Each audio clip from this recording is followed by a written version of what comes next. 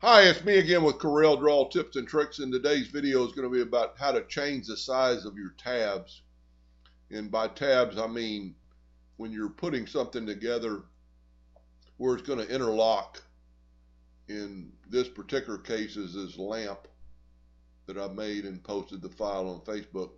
But somebody sent me a message, well, they actually emailed me, and it's a big pain because different woods of 1/8 inch, I made this out of 1/8 inch plywood, which you'd almost have to because of the size of the sheet, and gluing it and making it out of, a thin wood. My tab, and I did my test cuts, and if you haven't watched the videos on how to do a test cut, this would be very important to do this change of the size. But instead of redrawing every one of these tabs, you can actually change it. Now, I set my parallel dimension tool right up here on like 6 digits past 0 or past point. So it's got 0.120000. So that's my tab on the one I shared. But if your wood was a little bit, so if after you do your test cut and if it doesn't quite fit, and you need to enlarge that tab a little bit, and this really will only work, it won't really work on a box per se, but I guess it would, where the not only the length of the wood sticking out. In this case, this doesn't have any because these are all interlocking and nothing really passed. So I changed it from 0.120 to 0.121201. And then I actually went a little further and changed it to 0.122409. And as you can see, my measurements are a little bit off, but that's really because of the fact that, and when you do this, and let's go ahead and do this, so let's zoom in, your tab is actually going at this angle.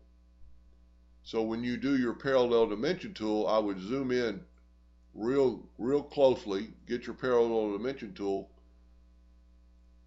and stay on that plane, because let's just do a test here. So there's 1.2197.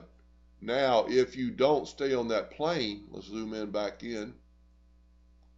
If you do not zoom in on that plane and you go at an angle, you're at 121.870, so you're a little bit bigger because you've gone at an angle. So to do this, I would keep your original file that you drew or you got off Facebook or something, and I would make a duplicate of it first, Control D, just move it out of the way. Then let's zoom in here. And as you can see, I've got 1 point. So if you actually do a measurement first, it'll change for you. So we've got it all selected, and we're going to change it to 101%. Now I could lock that, but I've got mine unlocked, so I'm going to go 101% on both of them. And watch, it's going to go from 1.20 to 1.21. Then you could do the test cuts. So you wouldn't want to waste the wood, and then if your joints didn't fit.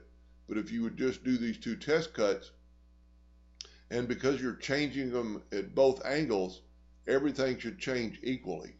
As you can see, my two measurements on the particular one are exactly right. So that's an easier way if you find a file and do a test cut. And if you haven't watched that, I've got several videos on how to do that. One of them is on that lamp. Anyway, hope that helped a little bit. Thank you for watching.